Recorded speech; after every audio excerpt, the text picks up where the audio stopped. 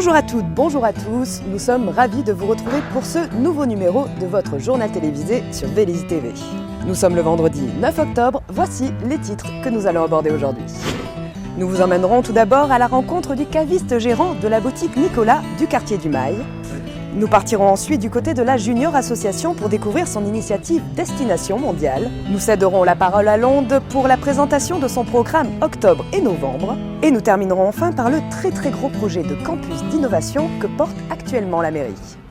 Demain, samedi 10 octobre, sera célébrée la journée nationale du commerce de proximité et de l'artisanat. Parallèlement sera organisée du 12 au 18 octobre la Semaine du goût. De bonnes raisons qui nous ont incités à nous tourner vers le caviste de la boutique Nicolas pour lui dérober quelques conseils d'œnologie avisés. Installée dans le quartier du Mail, la boutique spécialiste du vin Nicolas fêtera ses 50 ans à Vélizy-Villacoublay en 2016.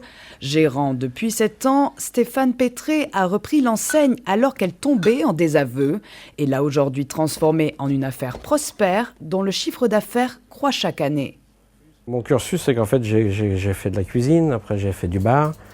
À un moment, ma femme enceinte, il faut que je fasse autre chose et l'opportunité s'est présentée. Et donc, j'ai pris un magasin Nicolas en gérance. C'est mon premier magasin, donc ça se passe plutôt pas mal. Je suis assez content, je pense que les gens aussi. Ils arrivent maintenant, ils savent, je mange ça, qu'est-ce que vous me conseillez avec?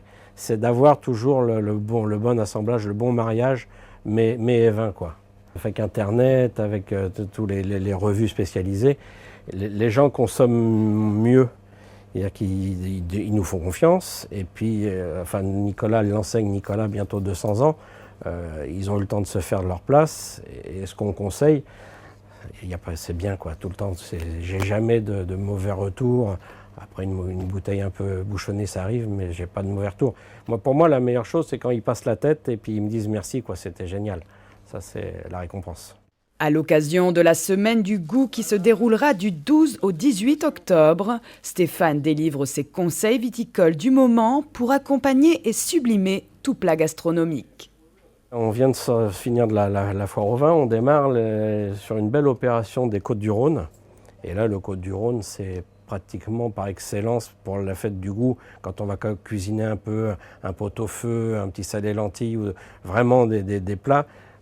Il n'y a rien de mieux, je veux dire, on n'a pas le côté tannique du Bordeaux, on a une belle rondeur, on a vraiment des beaux parfums et là pour le coup la semaine du Côtes-du-Rhône tombe à pic pour ce genre d'événement. Ouais. Quelques conseils spécifiques justement dans ces Côtes-du-Rhône? Moi j'aime beaucoup tous ces produits de chez Colombo par exemple, on va avoir du Gros Hermitage, on va avoir des Côtes-du-Rhône un peu haut de gamme, les Gigondas, le Baume de Venise, là on a vraiment des très belles choses. Ouais. Puis pas forcément excessif, parce que vous voyez, on démarre à 9,50 pour aller à 18 et peut-être que la plus chère est à 35 €. Donc on a vraiment qualité-prix, on s'y retrouve. À noter que depuis plus de 3 ans, le réseau Nicolas s'est doté d'Intervina, un service de livraison à domicile qui expédie des coffrets cadeaux de vin et de champagne sous 48 à 72 heures en France et sous 4 à 8 jours en Europe. Ils sont 12, ils sont vélysiens, ils ont entre 14 et 18 ans et comptent financer grâce à leur Junior Association un voyage de 10 jours en Grèce en août prochain pour venir en aide aux tortues marines en voie de disparition. Nous les avons rencontrés. Je suis l'accompagnateur de la Junior Association. On a pu mobiliser des jeunes vélysiens âgés entre 14 et 18 ans pour ce projet. Donc le projet vient de leur entière démarche, c'est-à-dire que c'est eux qui ont pu chercher les différentes associations que l'on va pouvoir aider justement tout au long du projet. Quand j'ai entendu parler de ce projet, j'ai eu envie de vouloir aider les tortues de mer, voir comment ils s'en occupent pour les préserver. Et c'est vrai qu'on avait pu s'accrocher par rapport aux tortues parce que c'est petit, c'est mignon, c'est vert, enfin voilà quoi. Moi, j'aimais bien le projet en fait. Il y avait une junior association avant et je voulais en faire partie, sauf que j'avais pas l'âge et du coup, maintenant j'en fais partie vu que j'ai l'âge. D'accord, donc c'est plus la junior association que le projet finalement. C'est le projet aussi, mais avoir la responsabilité un peu des choses aussi.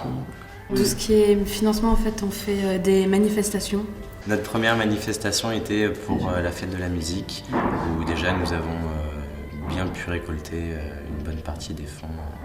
Donc c'est là qu'on a pu évaluer déjà les premiers chiffrages pour pour notre projet. Il y a eu la fête d'antan, où nous étions le seul stand. Et il y a eu aussi la fête des associations. Notre prochaine manifestation, c'est le 21 novembre, c'est pour le droit des enfants, où on va continuer à collecter de l'argent pour financer notre voyage. On vend des marchandises, donc pour l'instant surtout de la nourriture occasionnelle, donc des boissons, des crêpes, des mois-ci, des pop-corn, des gaufres, des hot dogs. Et des confiseries, donc tout ce qui reste une petite restauration qui n'est pas très compliquée pour nous à gérer sur place et qui ne demande pas énormément de matériel surtout. Pour le projet, on est censé récupérer sans la contrepartie des parents 3 500 €. Et là, on est pratiquement à 2 000 € de récoltés sur cette 4e manifestation. Et finalement, en définitive, vous espérez en retirer quoi, tout ça? De partir. Oui, Une ça. bonne expérience.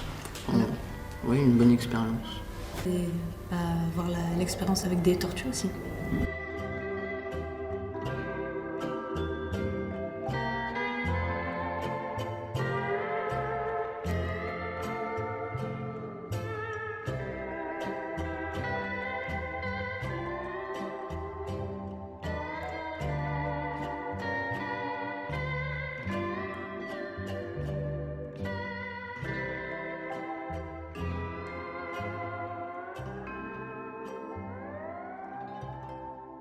La musique internationale sera à l'honneur en octobre et novembre à Londres, avec 2 concerts de charme et de caractère amenés par Bonga et Silvia Pérez-Cruz.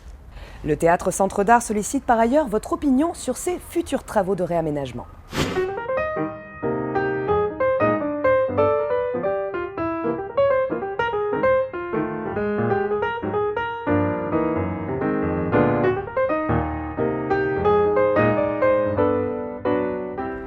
Bonjour et bienvenue à Londres, Théâtre et Centre d'Art de Vélizy-Villacoublay. Et pour entrer dans l'automne en douceur, nous vous proposons 2 spectacles de musique du monde, ensoleillés et festifs. Bonga est un peu le Barry White de l'Angola, une ancienne colonie portugaise. De ses racines, européennes et africaines, il est aussi à l'aise dans des sambas échevelés que dans des saudades d'une grande mélancolie. Pour information, le Café de Londres servira pour cette occasion un plat typiquement angolais. Ambiance latine à présent avec Silvia Pérez-Cruz, une jeune chanteuse catalane d'une trentaine d'années qui est en passe de devenir une véritable icône du monde hispanique. Elle excelle dans tous les styles musicaux, le flamenco, le fado, la chanson et la pop musique. Et elle chante en différentes langues, en espagnol, en portugais mais aussi en français, notamment avec sa très belle reprise de La vie en rose d'Edith Piaf. Un concert envoûtant à découvrir puisqu'elle sera entourée de 4 musiciens hors pair. Londres se refait une beauté. Halls, cafés, rues traversantes, accès de Londres vont être complètement repensés. Dans ce but, nous avons besoin de votre opinion. Un questionnaire vous attend à la billetterie de Londres, aux heures d'ouverture et avant les spectacles. Quand la ville de Vélizy-Villacoublay décide de s'inscrire dans le numérique et le technologique, elle n'y va pas par 4 chemins. Un faramineux campus d'innovation sortira prochainement de terre. C'est un projet de très grosse envergure, nous vous le présentons en exclusivité. Ça va être un endroit où on va pouvoir accueillir un certain nombre d'entreprises pour pouvoir les accompagner depuis l'étape de l'idée, jusqu'à la création de leur entreprise et jusqu'à, pourquoi pas, une introduction en bourse. L'objectif, c'est d'aider tous ces porteurs de projets à mettre en place leur innovation et les accompagner, parce que c'est pas évident de partir de la phase d'idée, de trouver les budgets, de s'occuper de tout ce qui est la création de la valeur, des fonctionnalités qu'on veut mettre, du marketing, ce qu'on appelle maintenant le community management, se faire connaître. Tout ça, quand on crée une entreprise et une start-up, c'est compliqué. Nous ferons des appels à projets. Nous espérons même commencer avant l'installation de ce centre d'innovation pour qu'on puisse déjà commencer à initier la culture de la création de projets dans Vélizy et bien sûr sur tout le plateau de Saclay, parce qu'on est assez ambitieux, on va aller au-delà que de la ville de Vélizy-Villacoublay. Donc l'objectif, c'est qu'on fera des appels à projets sur différentes thématiques.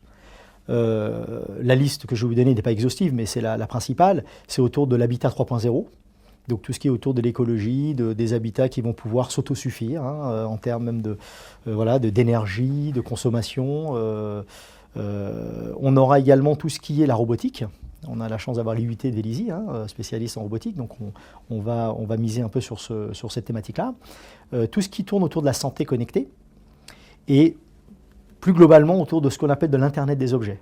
C'est-à-dire un peu tous ces nouveaux gadgets qui communiquent et qui apportent beaucoup de choses pour notre vie de tous les jours. Pour la ville, ça va coûter 0 €.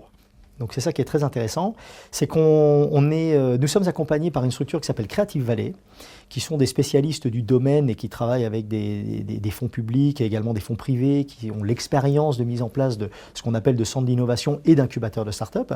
D'ailleurs, ils ont leur propre incubateur au Kremlin-Bicêtre qui a dû arriver en 2012. Ils ont déjà une 20 ou trentaine de start-up qu'ils accompagnent, avec quelques succès déjà. Hein. Des start-up qui ont levé des fonds, et pas quelques centaines de milliers, hein, voire des millions. Et l'avantage d'être accompagné par ces gens-là, c'est qu'ils ont cette expérience de monter ce genre de centre d'innovation avec toute la programmation qu'il y a derrière. C'est un projet qui va durer quelques années, hein, parce que c'est assez volumineux hein, en termes d'organisation. Hein. Il y a beaucoup d'interlocuteurs. On a beaucoup d'ambition pour ce projet.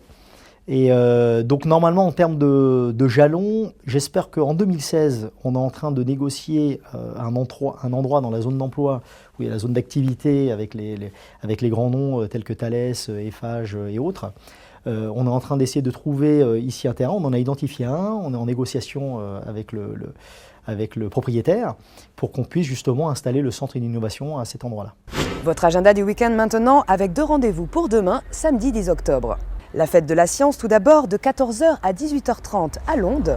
Chercheurs et scientifiques initieront les amateurs avec des expériences insolites. Et un atelier créatif sur le thème d'Halloween à la médiathèque. Les citrouilles n'ont qu'à bien se tenir.